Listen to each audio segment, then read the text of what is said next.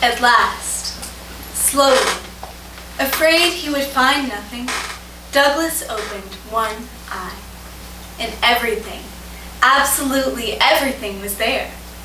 The world, like a great iris of an even more gigantic eye, which is also just opened and stretched out to encompass everything, stared back at him. And he knew what it was that had leaped upon him to stay, and would not run away now. "I'm alive," he thought. Ray Bradbury reveals in the young protagonist of this coming-of-age novel an unquenchable thirst for knowledge and a zeal for its pursuit. He stumbles upon a grand epiphany, one that has left countless souls in wonder and awakened them from a dormant existence. "I'm really alive," he thought. "I never knew it before, or if I did, I don't remember." He yelled out loud but silent a dozen times. Think of it.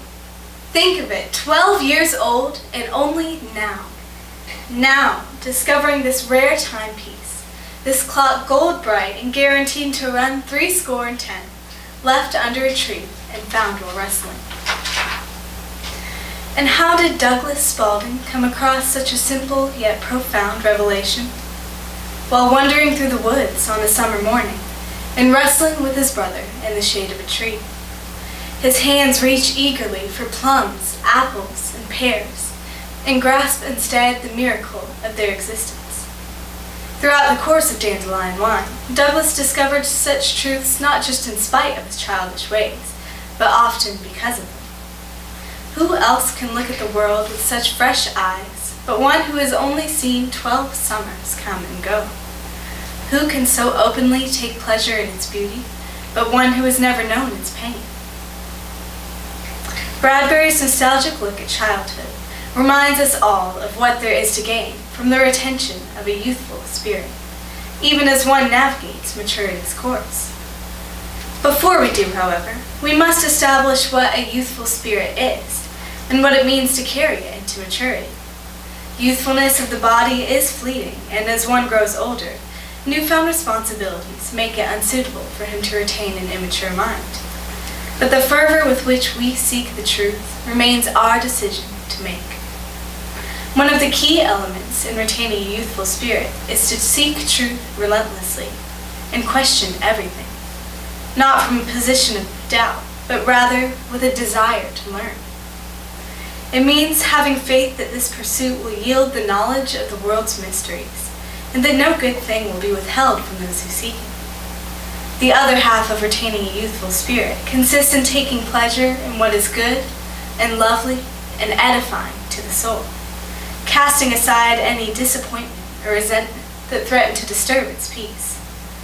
Follow Douglas on his own pursuit of the truth through quiet streets and fresh-cut lawns in the summer of his vibrant 12th year of living. Uncork your own dusty bottle of dandelion wine and drink in the heady fragrance of each discovery it preserves. Through stories of Douglas's childhood, I want to take you back to the years of your own, when life still held the appeal of a journey only just embarked upon. A child sees the world through an aura of wonder. He tugs impatiently at his mother's arm, a million questions burning on his lips, every answer met with a chorus of, "But why?" From the first day of the summer of 1928, Douglas resolves to jot each discovery down on his yellow nickel tablet. Where does the night come from? Why, a billion shadows creeping out from underneath a billion trees, of course. Were old people ever young? Certainly not, for how can anyone be anything other than who and what he is in the present? A child's ideas are certainly unconventional, but there are so many truths that can only be seen from such a pure and simple perspective. It is because of a child's curiosity that he can delight in the things that his elders often take for granted. A young child does not question the world out of doubt or mistrust. His innocence has not yet been tainted by regret or betrayal. Rather, every facet of creation provides endless joy and wonder to one who explores it with such fresh eyes. A young child can put a square block in a square hole 100 times and still squeal with pleasure when he sees it to be a perfect fit. He can babble to himself for hours on end, and still marvel at the rising and the falling of his voice. Aristotle explains this in his works concerning the art of poetry. Imitation is natural to man from childhood, and it is also natural for him to delight in works of imitation. The explanation is to be found in a further fact. To be learning something is the greatest of pleasures, not only to the philosopher, but also to the rest of mankind, however small his capacity for it. As we grow older and life becomes more fast-paced, we grow accustomed to wanting new and immediate sources of entertainment. We seek these things as a means of escape from the burdens imposed on us. We dread the ideas of facing our problems, and will go to great lengths to avoid anything that makes us remotely uncomfortable. Our instinct is to divert our attention from the unpleasant situation or task. In fact, it is easiest to avoid if we distract ourselves from thinking altogether. Soon enough, we forget how to be content with things as they are. These distractions may appease us for a time, but we soon grow restless in the little worlds we have created. Our burdens do not vanish simply because we refuse to acknowledge them, and eventually reality comes crashing through our fragile illusions. These momentary pleasures are not made to last, and therefore can have no lasting impact on the soul. Rather, the fulfillment of our deepest longings comes through purposeful works of imitation and repetition, works that refresh the soul and give it the strength and the clarity it needs to face the tasks set before it. This is simply because our inherent desire for them is a gift of God, given to us so that we might take pleasure in His creation, through which these patterns are displayed. G.K. Chesterton comes to this conclusion in Orthodoxy, in a chapter he calls The Ethics of Elfland.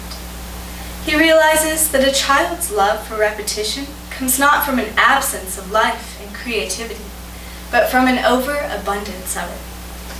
Because children have abounding vitality, he says, because they are in spirit fierce and free, therefore they want things repeated and unchanged. They always say, "Do it again," and the grown-up person does it again until he is nearly dead. For grown-up people are not strong enough to exult in monotony. But perhaps God is strong enough to exult in monotony. It is possible that God says every morning, "Do it again" to the sun, and every evening, "Do it again" to the moon. It may not be automatic necessity that makes all daisies alike. It may be that God makes every daisy separately, but has never got tired of making them. It may be that He has the eternal appetite of infancy, for we have sinned and grown old, and our Father is younger than we. A child lives moment by moment. He can rejoice in a miracle no matter how many times he sees it, because it exists to him only as it is in the present. It is with this perspective that we see God's mercies are new every morning. The sun has risen and set since the beginning of time, but at God's command it is reborn with each new day it brings. If this is true for the rest of creation, who's to say it's not the same way with us? Perhaps Douglas isn't wrong to believe that old people were never young, and that children will never grow old. Are not we, too, reborn every moment of every day with every new discovery that we make? The more of life we experience, the harder it is to remind ourselves of this. At no point in our lives are we as curious and full of life as we are in childhood, and this is largely to do with the fact that a young child has known very little of the pain and sorrow that the world contains. Sooner or later, we must come to terms with the reality that this world, though beautiful, is fallen. Not every question has a satisfying answer, and not every problem is within our power to solve. Douglas struggles to accept many of the truths that are revealed to him as the summer unfolds. Not all things are as certain as the sun. Rosy innocence and all of its charms are temporary, much like the summer itself. This reality comes to Douglas slowly at first. The town's beloved trolley makes its final rounds. his best friend, John Huff, moves away, who in Douglas's opinion was the closest thing to a god Greentown had ever known. But Douglas's disappointment digresses into despair when his losses become more personal. It starts with the death of old Colonel Freeley, known to the children as the Time Machine, and with it, the death of all the characters and stories of times long gone that existed only in the Colonel's memory. Then Douglas and his family mourned the loss of his grandmother. Meanwhile, a killer, called the Lonely One, roams the outskirts of town, striking fear into the hearts of its citizens. Only a couple short months ago, Douglas had discovered the miracle of living, but now, impending death looms over him like a cloud. The realization of his mortality continues to haunt him until he is physically sick with dread. It seems as if the more Douglas discovers, the more dismal his world becomes. Is the truth really worth pursuing when it leaves him more unsatisfied than a million unanswered questions? Is it worth cherishing this moment when at any second it could be taken away? The answers to these questions lies in the second element of a youthful spirit, the ability to cast off the unnecessary burden of things that are out of our control, and to give ourselves to the goodness to be found in this moment. A child does not harbor any grudge or misgiving for long. When he looks at his friend, he forgets the quarrel they had the day before over a favorite toy or game, and they go on playing as before. What happened in the past has come and gone, and to let that cast a shadow on the beauty of the present moment is to rob one's soul of the possibility of happiness. G.K. Chesterton holds a similar view of happiness in orthodoxy. Here, the secret to securing it lies precisely in what we do not do. This fairy tale sentiment also sank into me and became my sentiment towards the whole world, he writes. I felt and feel that life itself is as bright as the diamond, but as brittle as the window pane. And when the heavens were compared to the terrible crystal, I can remember a shudder. I was afraid that God would drop the cosmos with a crash. This initial fear mirrors that of Douglas, but Chesterton provides a resolution of his own. Remember, however, that to be breakable is not the same as to be perishable. Strike a glass, and it will not endure an instant. Simply do not strike it, and it will endure 1,000 years. Such it seemed was the joy of man, either in elfland or on earth.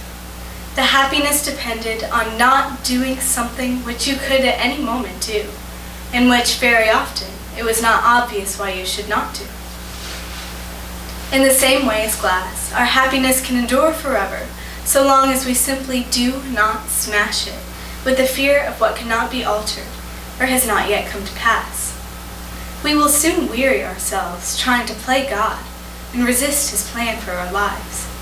But to yield to the loving press of his hand and to say, "Thy will be done," is enough to be content in any situation.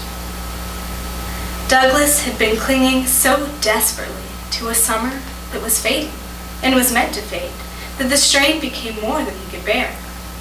But when the heat of summer becomes too great, all it takes is a bottle of pure winter air to revive his spirit. It is by means of embracing the change that each new season of life imposes that Douglas is aroused from his miserable state. And so, with youthful spirit and eyes firmly fixed on the present, Douglas ends the summer once again thrilled with the miracle of living. From this, it is easy to see how well these qualities of a youthful spirit served Douglas in his childhood, but one might question whether we ought to carry them into adulthood. After all, the Apostle Paul does say in 1 Corinthians 13:11, "When I was a child, I spoke as a child, I understood as a child, I thought as a child, but when I became a man, I put away childish things." At first glance, this seems to contradict the retention of a youthful spirit, but it is important to note the context of this passage. Paul is writing this to the Corinthians concerning their spiritual immaturity, which is entirely different from spiritual youth. It is unsuitable for one to retain an immature mind as he passes the threshold of adulthood. As he grows, so do his responsibilities. The demands of work or school or the keeping of a household must take priority over games and frolicking. All this is well and good when a child is under his parents' authority, but once he is old enough to understand the consequences of his actions, he alone can be held accountable for them. A youthful spirit, however, plays a crucial part in the growth of the soul. One can be and ought to be mature even in youth. The two are not mutually exclusive, but they rather complement one another. A youthful, inquisitive nature and abundance of life give the soul purpose and zeal in its pursuits, while maturity gives it direction. In Matthew 19:14, Jesus tells his disciples, "Let the little children come to me, and do not forbid them, for of such is the kingdom of heaven." He grants the blessings of the kingdom to children because of their characteristic faith. Their openness of heart allows them to receive the message of his goodness without hesitation. This passage encourages us to have a youthful spirit guided by a mature mind. Through this duality, the soul can find joy in any circumstance and bear fruit in all of its endeavors. It is by embracing this moment, this present circumstance, that happiness can endure well beyond your childhood years. It is not up to you to dictate the future, and it is not up to you to make atonement for the past. It is simply up to you to embrace what God gives you, precisely when he sees fit to give it. So look around you. Look at the sun rising in the east and setting in the west, just as it has been commanded to do every day since its creation. Feel the ground beneath your feet that has been frozen by winter frosts, thawed by spring rains, scorched by summer suns, and blanketed in autumn leaves. Take in creation and all of its monotony and exult in it. Marvel at the fact that God has never grown weary of conducting his glorious symphony that is the world and watching it spring to life with each command to do it again. Look at it and question all that you see for the sheer joy of learning itself, and with the zeal and wonder that only the heart of a child could know, exult in the fact that God has once again given rebirth to this world and to your souls. Thank you.